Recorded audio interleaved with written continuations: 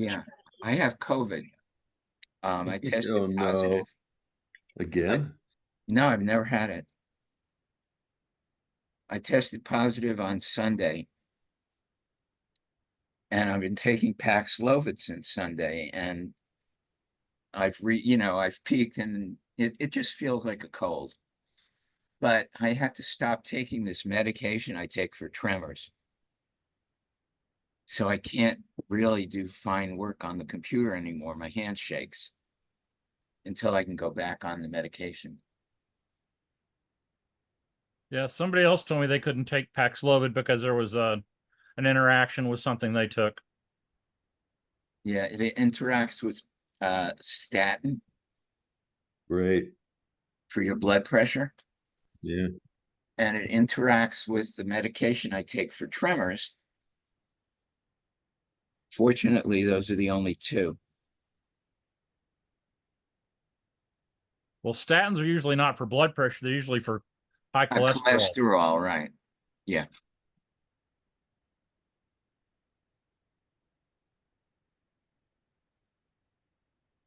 So I've been sleeping on and off for the last 3 days.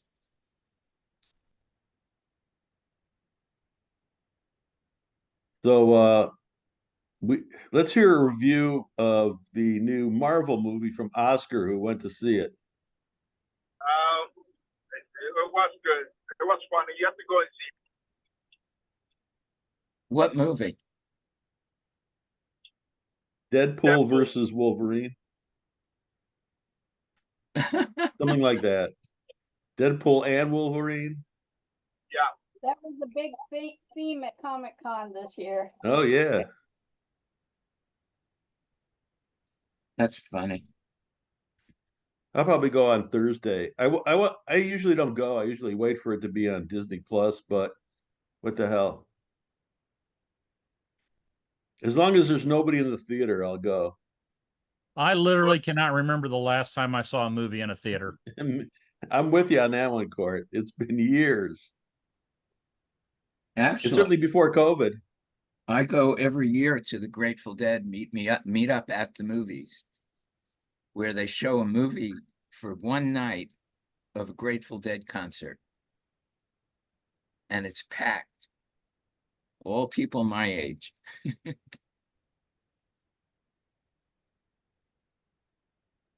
We're still waiting for them to announce this year's date and movie.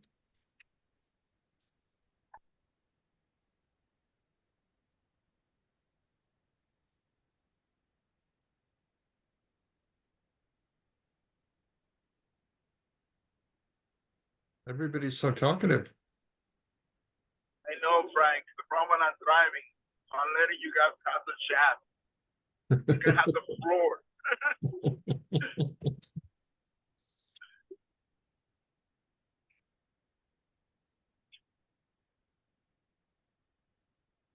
Well, I did our local show this past weekend, and I did better there than at Milwaukee Lakefront.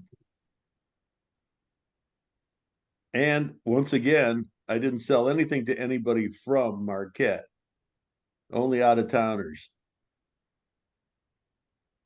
Well, you don't want to talk about you don't want to tell people it's better than Lakefront, or else you won't get in next year. I'm not applying to Lakefront next year. No, you won't get into your local show next year. Are you kidding me? I call them up 2 weeks before the show and say, "Oh yeah, reserve my space. I have the same space every year." He Yeah. tells me where to send the money.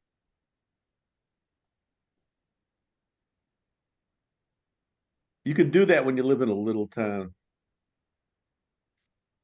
Yep, How I big did is that. Marquette? I did that basically the 1 year I did our local unjuried show, and it was yeah, I barely made more than my booth fee, and the booth fee was $60. Oh no.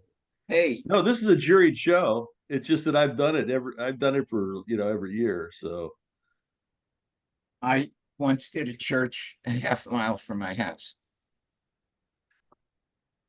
and I went home for 2 hours for lunch, And it didn't make, and they didn't It even was- know you left, right? Right, it was a one-day show. It was just a table. And I ended up making my booth fee, which was $50. I think I sold 3 small prints and that was it. Yeah. Needless to say, I would never do that again. You know, Well, Larry, if you hadn't spent 2 hours at lunch, you might have sold another $50 Oh, worth. no, the person next to me Yeah. took money for me.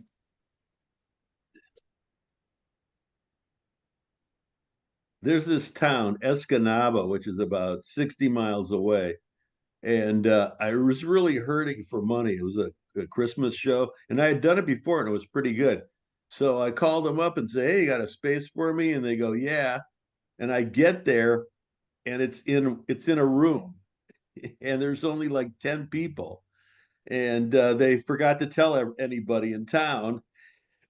And the only reason why I made my booth fee back, which is also about $60, is that I just lowered the price on something until I forced somebody to buy it.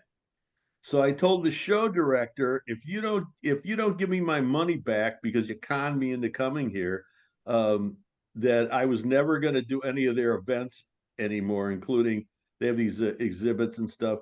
And I was true to the word. I have not ever gone back there for anything.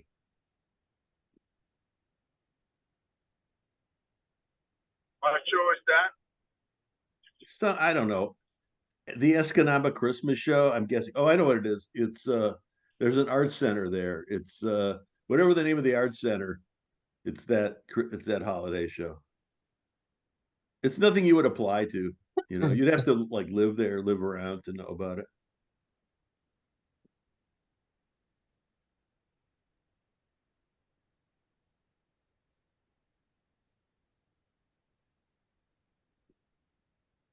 Well, I have a setup now that I can do some smaller shows. So I'm gonna try and do some little 1-day events around here, some of the church bazaars, things like that around Christmas time. Yeah. Are they indoors? Yeah. Well, of course. Yeah. That makes it easy. Er.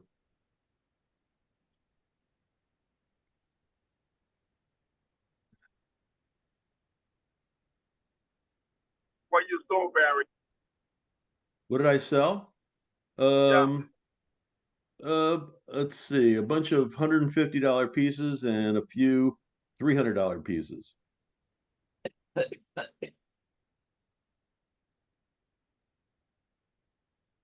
I uh, um I did on the first day what I expected to do in 2 days.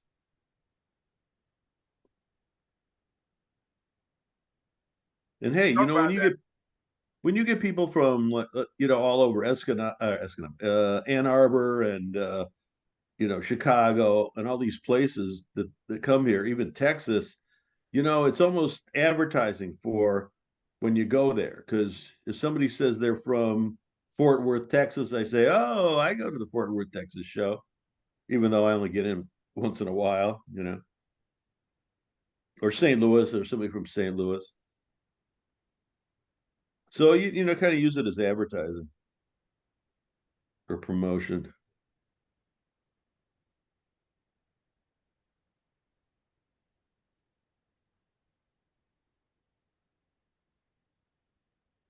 Katie, what is the background picture? That's, I guess, millennial Porky Pig. Yeah, Porky Pig. Porky Yes, That's with all, tattoos. and cat on his lower arms there. Uh-huh.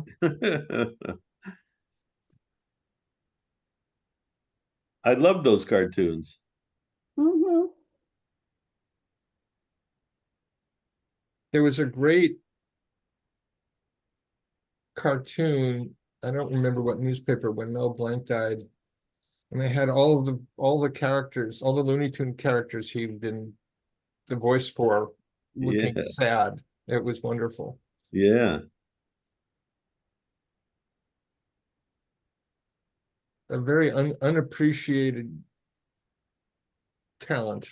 You think? I thought he was revered. Well, yes, but only by a relatively small number of people who paid attention. I Those who thought paid everybody knew. attention, it revered him, yes. He was a genius, I think.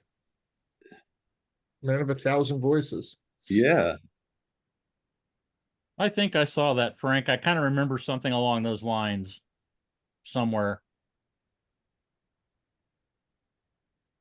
I have no idea where I saw it, but it stuck with me.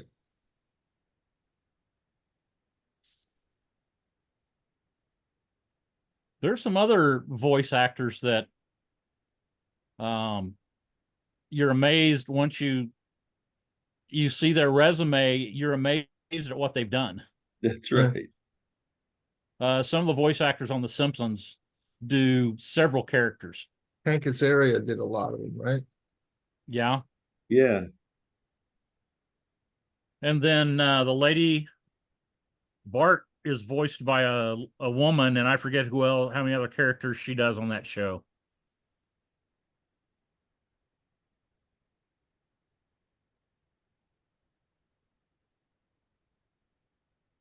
She was somewhere and somebody brought it up, and the person said, "Oh no, you're a woman, you can't be doing that." And then she broke out and did Bart, and kind of blew the person that didn't believe her away. Mm. I remember there was a science fiction writer with the pseudonym James Tiptree and a rather distinguished science fiction writer and editors wrote an essay about how, there are certain writers that are men.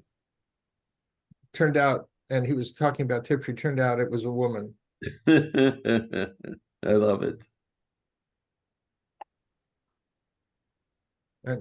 And Tiptree wrote really tough stuff.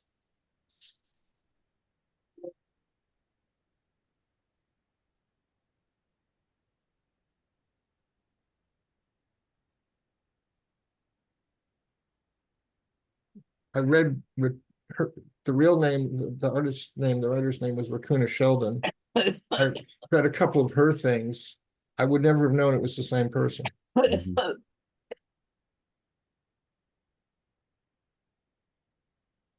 But then there was a guy who wrote television reviews for Life magazine when I was a kid, and there was a contractual thing where all of a sudden he was replaced by somebody with a pseudonym who I didn't like at all. I really missed John Leonard. Why was this person writing it?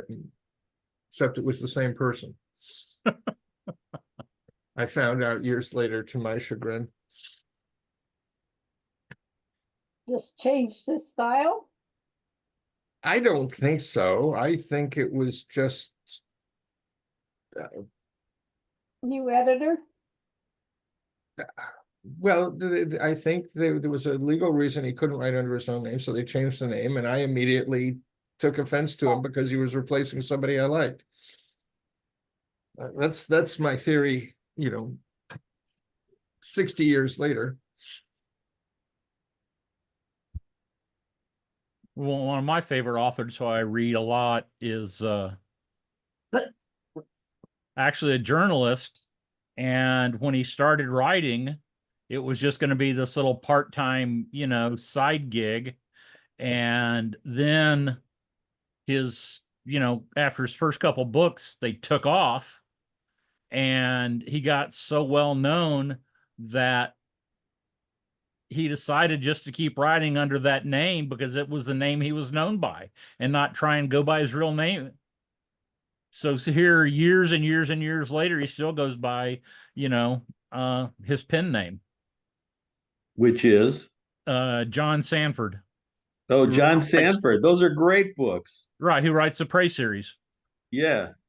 He was a reporter. If you read his books, he's always talking about the media. Well, he was a reporter for one of the papers in Minneapolis for a long time. And I can't remember what his actual name is.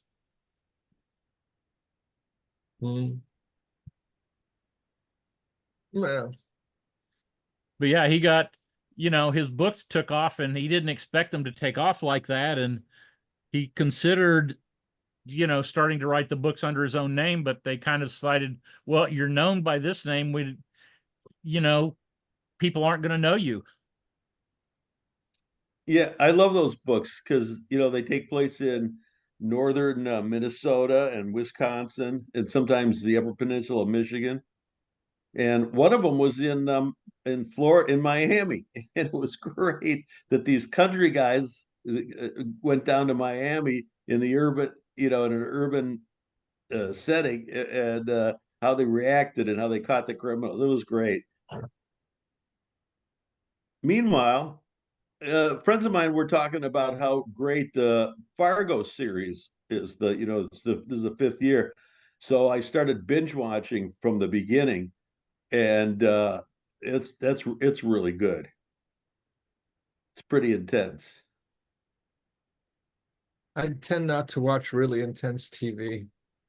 Well, it's quirky because it's the Coen brothers, so it's intense, but it's weird. Let's just Are they say. still involved? I mean, they did the movie, but I didn't know that they were involved in the TV show. Executive producers. They're Okay. not involved in the writing or anything, but it's written in their style. Okay.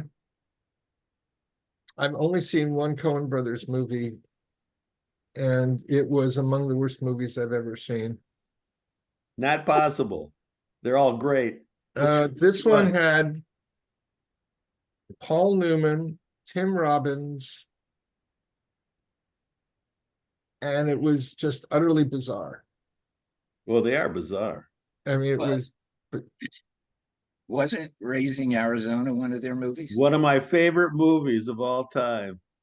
well, this one, what was, and Charles Durning was in it.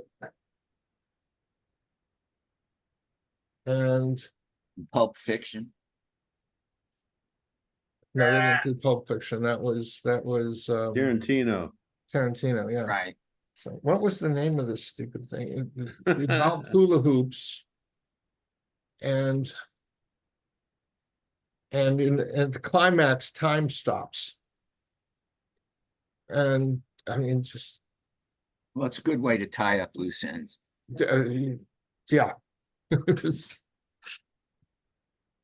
One of their movies, The Simple Man.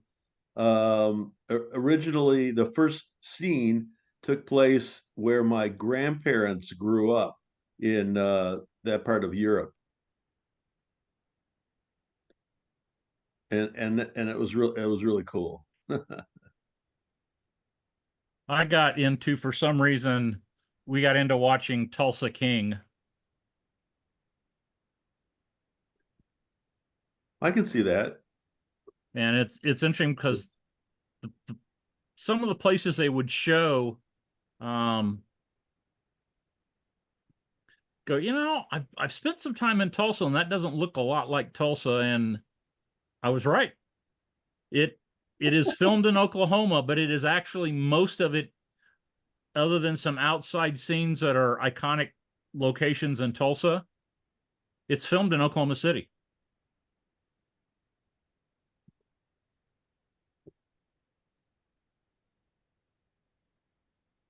Oh, okay. Miller's Crossing was phenomenal. Blood Simple was phenomenal. Yeah, Blood Simple. What about the one? Let's see. It was who what's her name wrote the book?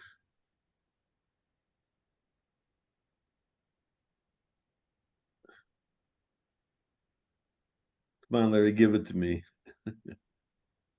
Hudsucker Proxy. Hudsucker Proxy. It was so bad. Yeah, see, if they did that, nobody's ever heard of that movie. Right. I had to look it up. Amazing cast.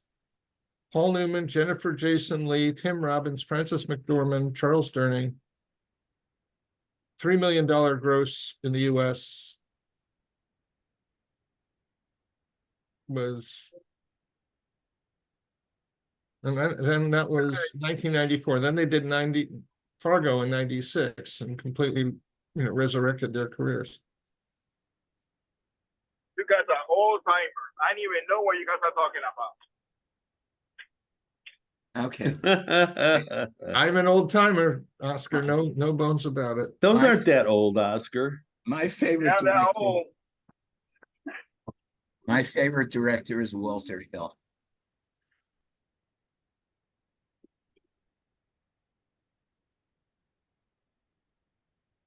Okay, no response. You have to tell us what he He did the Warriors, right? Yep. Streets of That was Fire, a good movie. Southern Comfort, Hmm. about the Louisiana National Guard.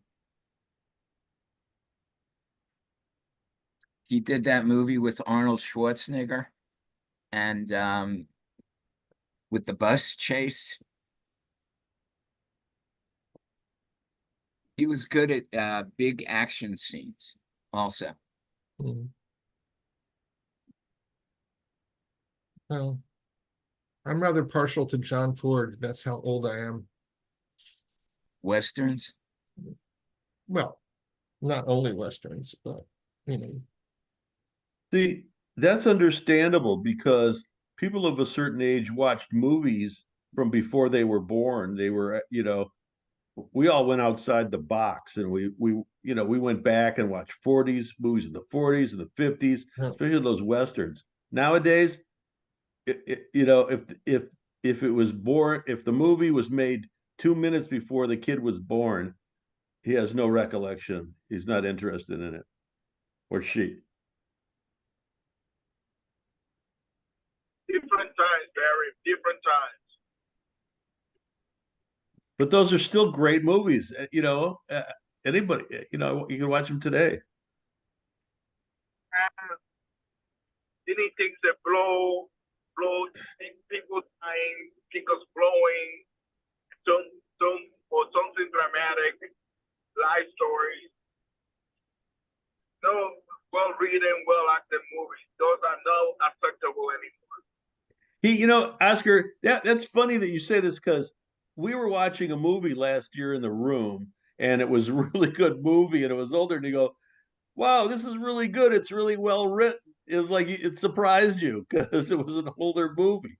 Hey, broaden your horizons. Watch some of these movies. Oh, the older movies were always better. They're great. no, the ones that survived are better. Yeah, right. That's true. There were some very dreadful movies. They had real actors instead of special effects. Yeah. Well, See, when I was in college, I got to assist a photographer, so I got to see. We did an episode of MASH, an episode of Spider-Man, an episode of Wonder Woman. I think it might have been Little House on the Prairie, some stupid game show. What do you mean? there's the title What do you mean for by a do? You did TV it. series, some stupid game show. You were involved in it? It was Name That Tune. I love that show. I think it was Name That Tune. I can name that tune in three notes. I think an episode of Laugh In. And I think the either Little House on the Prairie or there's another Western about that same time that was doing I drove his 260Z through the background while they were shooting because they gave me a clear to drive onto the set and it wasn't. The set was closed.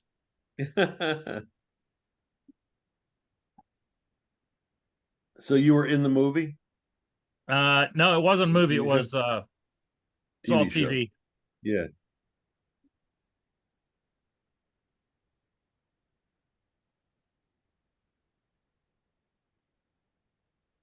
What temperature you think it is outside right now where I am? I don't know. It's about 100 here, so it's got to be a few degrees cooler than that where you are. Probably not much. I'd say 90 in with 100% humidity. Now, it's 101 and feels like 104. That is criminal. Yes, it is. Hey, it's hot up here too. I know.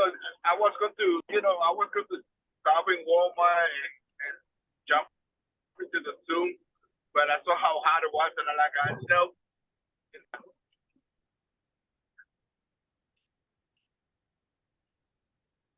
It is too hot.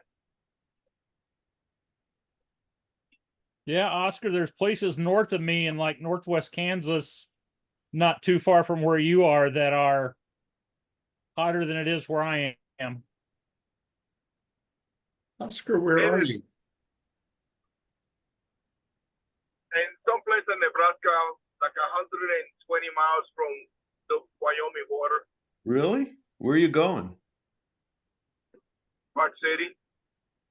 Cool. You'll have to tell us about it.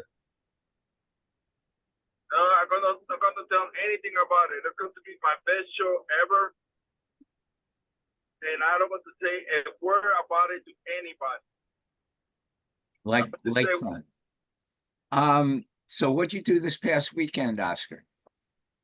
Me sit at home and do nothing. No, I was doing installations, but no shows.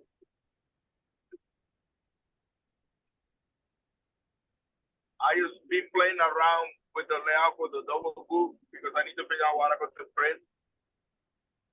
And then I need to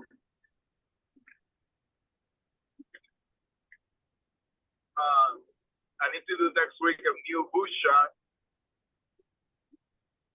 And then after that I need to Read what Court wrote about it this morning. yeah, I saw it. That's What did Court write this morning? I don't know. basically you have to do a more realistic boot showing the back entrance also if you can, more than anything else, and try to show as close as you can to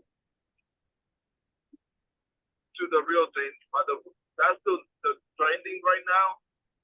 But I think that most of the people are doing it like a Howard style, which is no entrance in the back, no bend, and really super sterilized. It's the best word to use. Like and that was the trend going on for a long time. Because even most of the orders I ask you for that kind of food, and they know once you get there, people don't do. I think Court had it right. I like what Court said. Have it clean, but if you have bins, you keep a bin in there. You showed and his chair, he had his chair there. And it's interesting. The chair thing balanced out the whole rest of the thing. You paid attention to that, Court, and put that in there, and you need it. Sometimes that stuff helps. I think it's just the work with nothing else in it is too sterile. I agree with those people that thought that. Yeah, that was that's what I was telling to David. That's But nitpicking. it's the problem is that every single show has different approach to the boot shot, and we are all guessing what it should be, and then comes to yours. There's another department, so you don't know what to expect from that person, or they're giving it the right instructions from the get-go, or even if they give it the right instructions, you don't know if they're going to follow the instructions from the director. Or interpret the instructions the way they were meant to be. Yeah. So Well, and then you have the, besides the different shows, it's just like any jury. They're all different. Everybody's different, and the different jurors are going to look at booth shots differently. yeah. Mhm. I had some jurors say, I just glance at it, make sure everything looks reasonable. The only time I look at it is if there's something, glaring that's wrong with it. A lot of jurors talk about looking at it as, an extended way of, or a way of seeing more of the artist's work in the booth shot. And a few of them told me that, I kind of look at it and think, is this somebody I want next to me at an art show? Well, those are artist jurors. Yeah, those are peer jurors. Yeah. Of which it's only a certain percentage. It, Yeah. when I talk to the shows, I think Oklahoma City was the only show that did not use any peer jurors. But a lot of the other big shows usually used 50%. Who are the other jurors? Local art professionals. And local art professionals is a very loosely defined, That's know. That's right. We're local art professionals.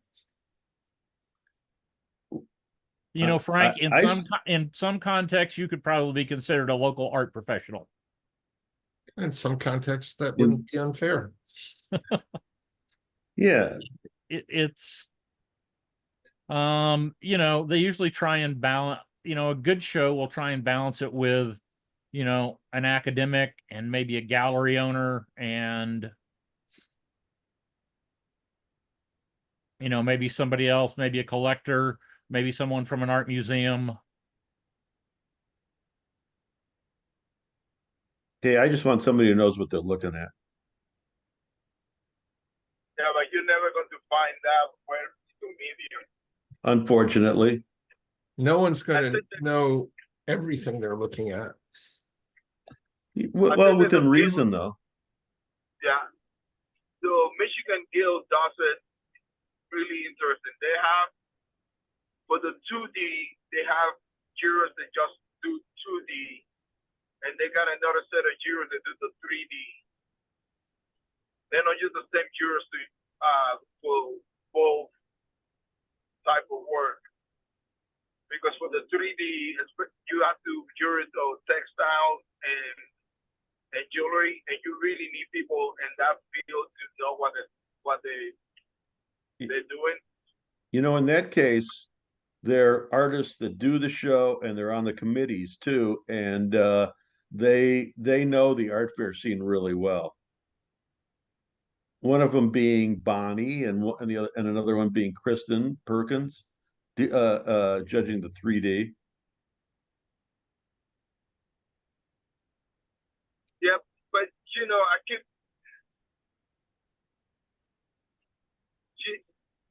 I still think that honestly, I still believe 100% that the booth shot should be a separate thing for the director to check and see if it meets the standards for their show. It should not be part of the jury process. The only problem with that, you're going to have a bigger waiting list because, well, maybe they can glance it before the show, the jury process starts, and just knock points out of it already. Coming from an era where you didn't have a booth shot, I think the booth shot, you have 3 or 4 images of work, and the booth shot should be, you look at it and look at all the work in there and see if it all is consistent. Because anybody could do 3 or 4 decent pieces But if the rest of it is not as up to par, you should know that. So that kind of checks that. If you look at you glance at the booth shot and see it's all pretty consistent, then you're okay. But if there's a big difference between what's in the booth and the images, then there's a problem to me. I think that's Yeah, why but- it's part of the jury process, Barry, because that's one of the ways that they catch some of these people that are ripping off other artists' jury images and things like that. Yeah, it's a kind of a tragedy, court. Can't believe it's that court, because there's always people trying to game the system. It's like you can't relax because there's always some buy sell trying to get in. There's always somebody in there that's copied somebody else or trying to get in, and they can slip into the show. It never goes away, it seems. It's just Yeah, that because again, like I asked you for this today was like, are we doing the booth shot to show that the work is cohesive? Are you using the booth shot to see presentation? Are you using the booth shot for make sure that the work match what you have or to know the scale of the work? And that's, I think that probably the best thing to do it would be for the shows to define what is the use, why the use of the booth shot, and not just don't put I want a booth shot, because then I can make a booth shot for at least a couple of booth shots for different expectations, like and not submit the same booth all the time, because quite honest with you, my work evolves through the year. By the time you see it, I send the summer application. I already have new work done by the time the summer comes, and my image and my thing might change. And I don't want to be stuck with it has to look exactly like this, because the other problem is you get to the show and you cannot set out the booth the normal way. Does that happen to anybody? Has that happened to you where they said these pieces were not in your booth shot or not in your images? You have to take them down. Does that actually happen to anybody? well, To some people. I've heard of a photographer who juried into one of the bigger shows with black and white work and showed up and started hung a few black and white pieces, and then started hanging his color work. And the show came by and said, excuse me, you juried in with black and white. That's what you need to show. Yeah. In fact, I don't know the person's name, but if it's the same person, there was a show that kicked them out because they did that. Because the black and white got them into the show, but they sell their color work. It's more, it's more popular. So that's what they take it down. They take the black and white down after a while. In Florida, that was a big thing with somebody. And actually, it's the same images. He just converted the color to black and white. Really?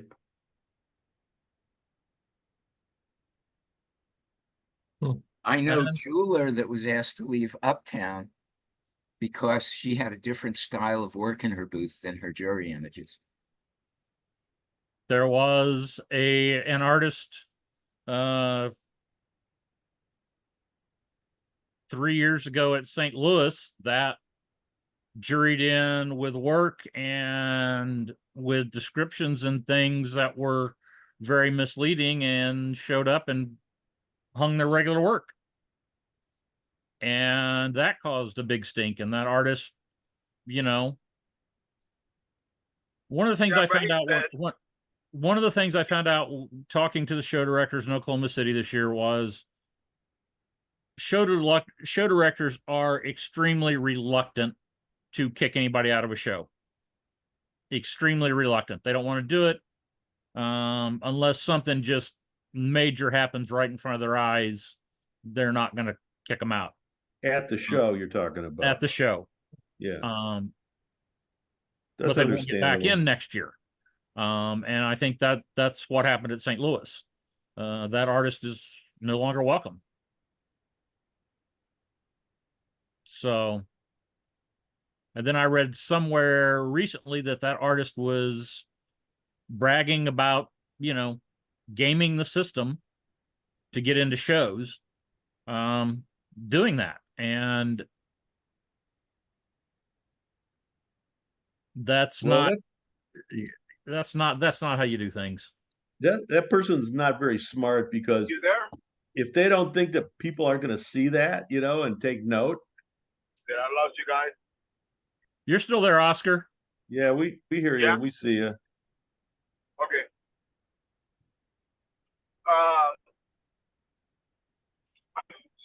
I lost my train of thought. But I don't know, man. I really don't know. It's a complicated subject matter, and I just wish there was more guidance, more clear guidance, not from artists and jurors. I would like the director to really specify more why they're looking at the food shot, not just generic thing that they've been using for the last 10 years, because most of the applications, to be perfectly honest, they just take the stuff from last year and put it back up. The only thing that they change is the date. So, I don't know.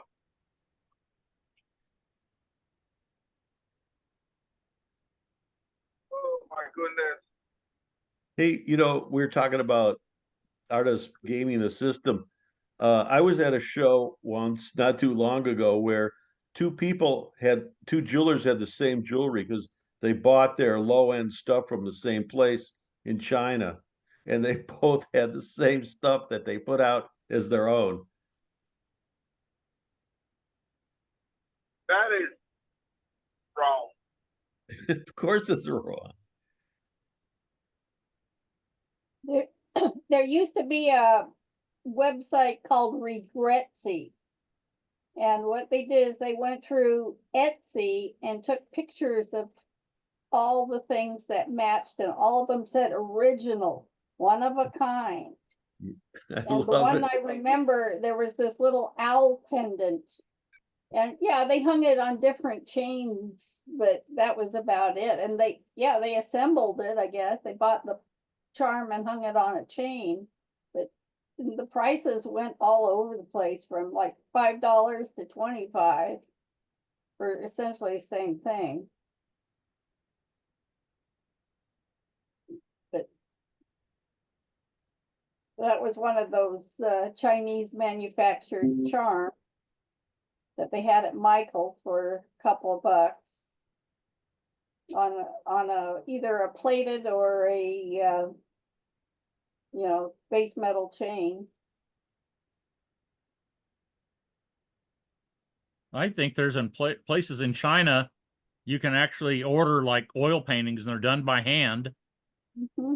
Yeah, they have an office in California, and you can send them a picture, and they'll ask you what style you want: Picasso, Monet, Manet, Van Gogh, and they'll paint it in the style that you ask them to do, that you want. I love it. Well, I don't love it, but I think it's They used to hilarious. do them in Tijuana. They There set up was, like paintings and do all the skies, then all the back or foreground, and then trees. there was a movie, I think it was with Daryl Hannah years ago, where the opening of the movie showed a painting factory, where the painting was going down an assembly line, and each person would paint something different on it. Nice. Those That's could be not- original, because you know what? They in China, the ceramics in the when they do the porcelain in those porcelain factories, that's how it is. Somebody throws the pots, somebody does a part of the decoration, so it just goes down the line, and everybody gets really good at their one particular thing. There's a story that Leonardo da Vinci, as a boy, was apprenticed to an artist of some significant reputation. And the artist realized that Leonardo did the best faces in the studio, so Leonardo did all the faces until his apprenticeship ended. This is Looks not like Yardbirds. The Yardbirds, that's a good one, yeah. They you know, they've got like 4 different company names, and they'll send the guys out, and you know, the guy can honestly stand there and say, yeah, I made this. In reality, he is in charge of the welding the nuts that are the eyes on the, you know, the pieces. That's what he does, you know. So he can say that he, you know, he's the artist. He can claim he's the artist. The amazing thing is, with all the literature and all this that's gone on for years, that the show, its director doesn't say, "Oh, I know this," you know. Yeah, what they count on is they count on, and Cindy Lyric talked about this in Oklahoma City. It was her talk about continuity from one director to another, and leaving notes and having, you know, stuff left behind. So when you leave, the next show director comes in and has, you know, all these notes and all this information. Well, that's information that some show directors don't leave behind, you know, I unless think you, most of them don't. yeah. well, and then some of the new show directors might get it and not read it. Yeah. So they count on turnover, Yeah, you know, with show directors. So they just keep hammering the show applications. yeah. Those things you're talking about, yeah, the new director goes, "Oh, these are really nice," not Yeah. knowing, the history behind it. I think before COVID, it was pretty much handled. It was under control, but after the 2 years of COVID, they just came right out of the woodwork again. You know, all that work getting rid of that stuff. It's like roaches. You can't kill them. The interesting thing is that you wouldn't think it'd be lucrative enough to justify the fraud. It must be, because some of these guys, It is. The wooden watch guys, for one, they'd show up and with a brand new pop-up tent and brand new displays, and they might pack them up after a show. They might not. They might just leave them, pack up their stuff and leave. You know, and the guys from Yardbirds, they'd show up in a rented truck and, you know, offload literally the shit on a stick that they sold would be in a barrel, and they'd just, you know, offload 2 or 3 barrels of that and some other stuff, and then have a cheap tent. A lot of times it was a new tent. They just well, the watch guys would because their stuff was so small, they would just buy a new tent everywhere they went. Yeah, And I just saw leave the them in tent? yeah, I saw that on the show that I did in Dallas in the Botanical Garden. They was there, and it was a girl selling the stuff. Hey, That's what they get sometimes. hey, the first time I ever saw the Watch Guys was at Oklahoma City. I had a really crummy spot, and they had a premier space, and it kind of burned me. I've only seen them once, and that was at the one year I did Lohmeyer in St. Louis. Okay, they- there were 3 Rivers one year, and I went to the show office and I said, "Why are you letting these people in? It's buy sell." And they said, "Well, we called the what was it? Park City or Salt Lake City, one of those major shows that lets them in." And I said, you contacted the only show that doesn't know that they're buy sell. Well, they're not exactly buy sell, it's a factory. So Right, they do have some hand part of it themselves, but it isn't right. They picked the pictures from the catalog. it doesn't fit our definition of Art shows. handmade artists art. Right.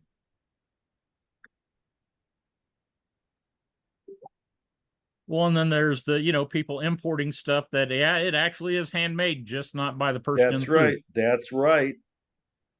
My favorite is when they sit there like a painter and have a paintbrush and a painting, and they're putting like a couple strokes on the painting, pretending that they're actually working on the piece. If I ran a show, that you would not be allowed to demonstrate in your booth, because I think that it's like they're just saying, "Well, I made here. Look, I did this myself." Where they should just be selling their work. They shouldn't be painting in the booth to And prove that they made it. the guy that does the embroidered pieces, Yeah. if you ever looked at the embroidered thing he was working on, Yeah. he would put in like 2 stitches per show. That's right. That's right. And we're not going to bring up his name, but some of us can do that. So who is that?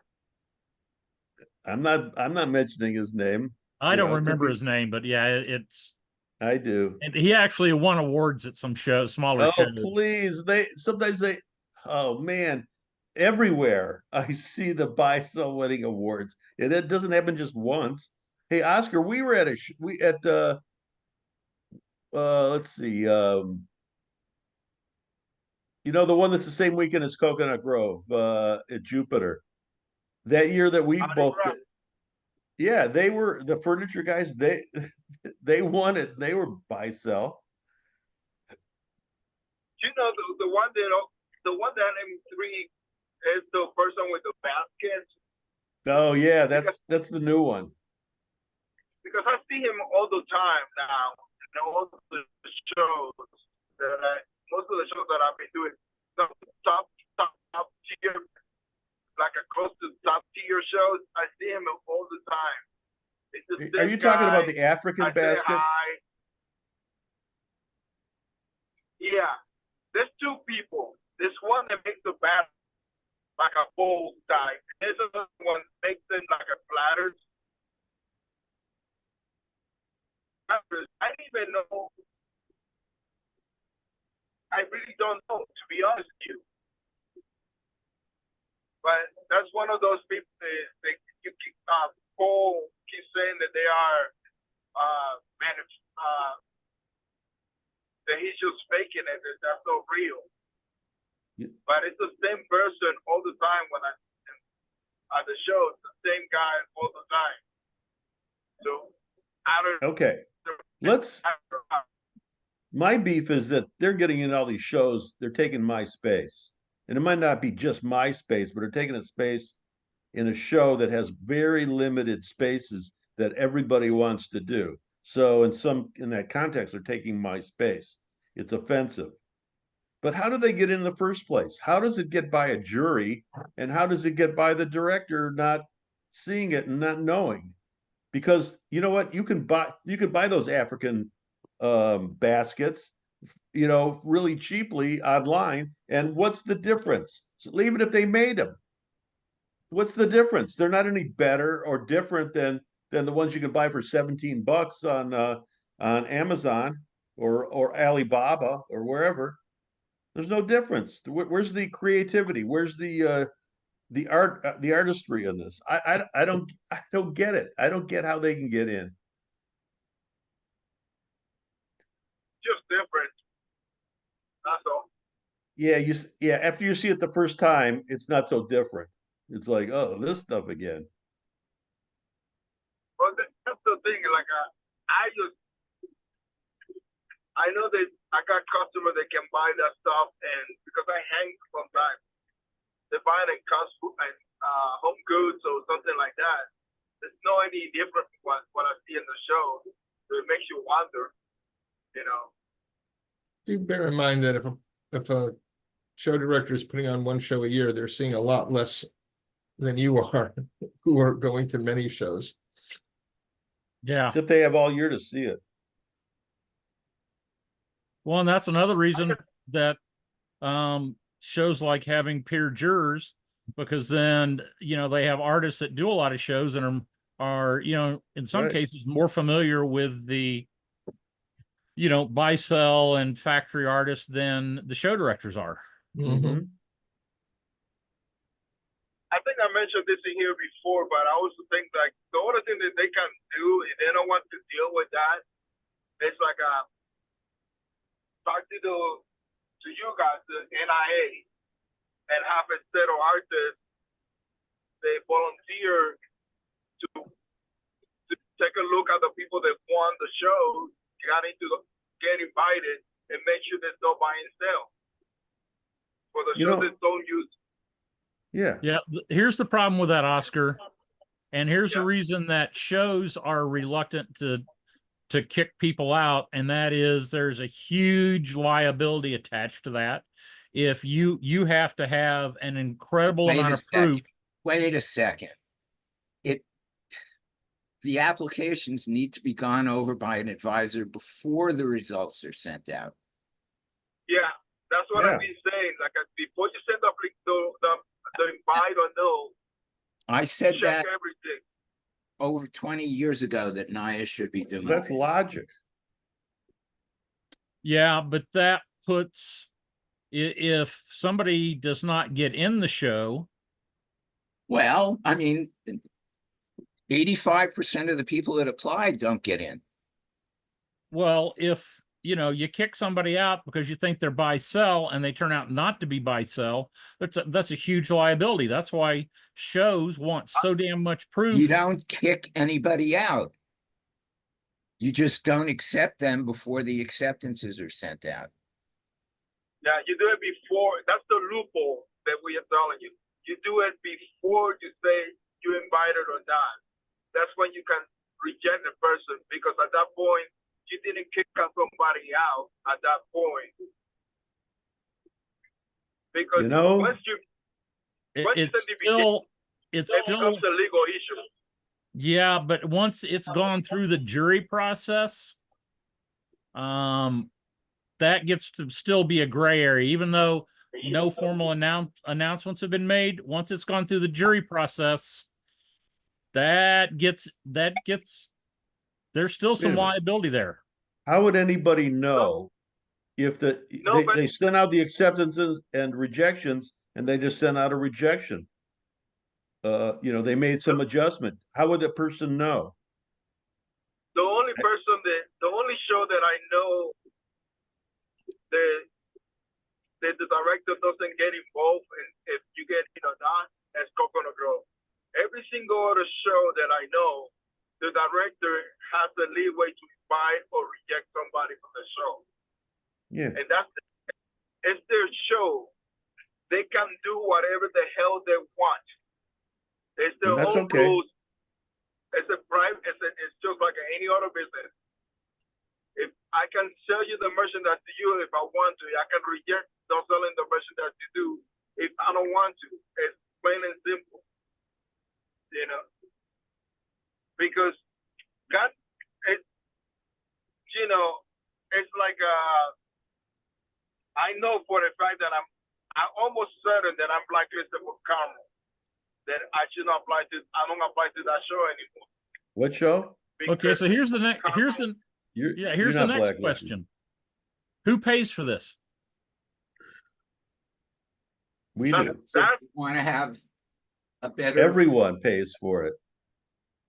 Everybody pays for it when the show doesn't do it.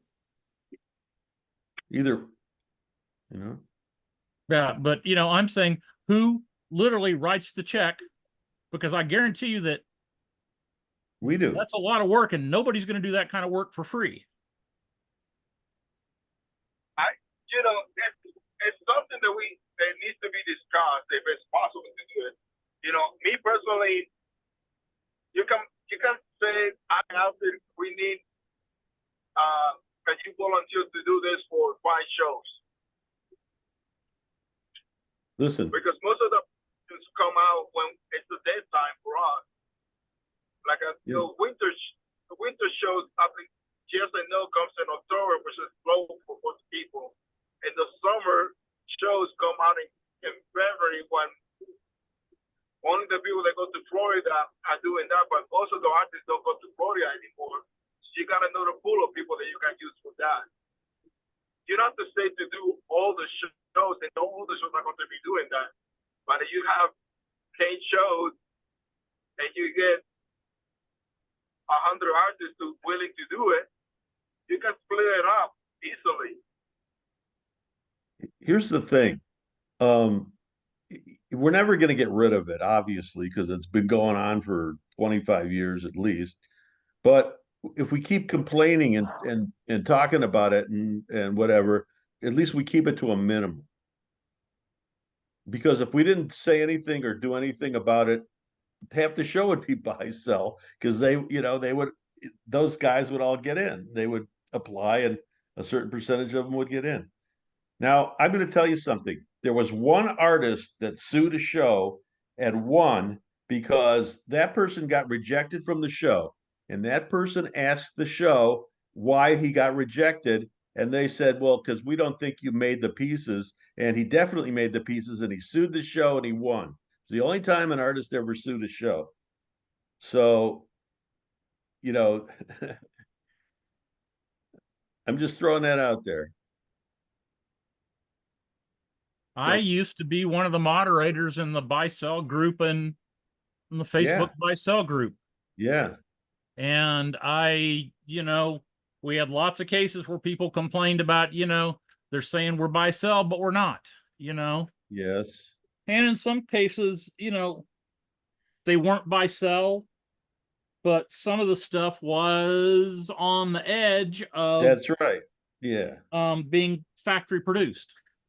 Having been part of that and experienced that, yes, I was pressured a bunch of times by people. That's why you can't exactly say it if you don't exactly know 100%. And you can get bills of lading and all these things. You can find out the import stuff, but that doesn't exactly say that they didn't make it themselves. So unless you're right there in their studio or wherever they are, On the other hand, let's say it's buy sell. So you complain to the director calls the person and says, did you make these or you didn't make them?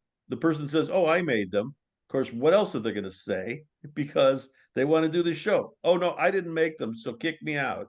They're not gonna tell the truth. So Well, and a lot of times the people selling are have enough art background that, if you ask them to submit a video,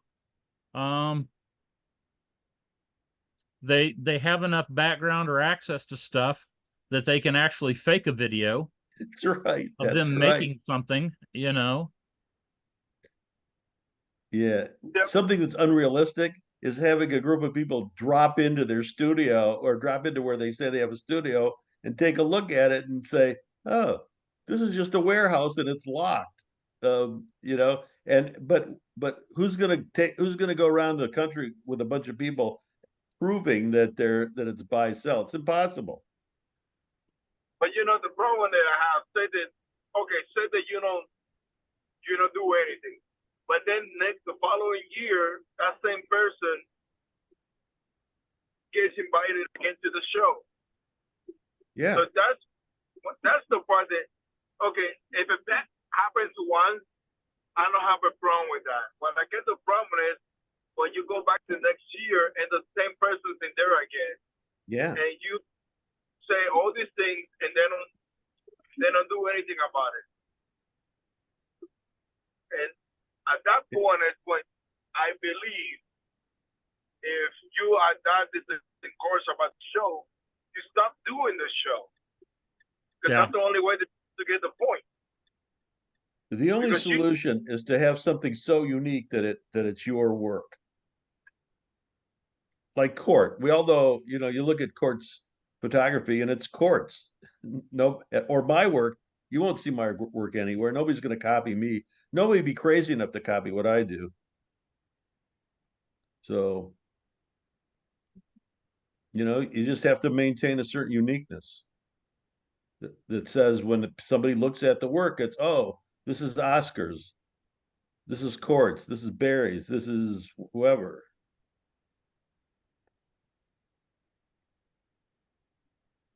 My goodness.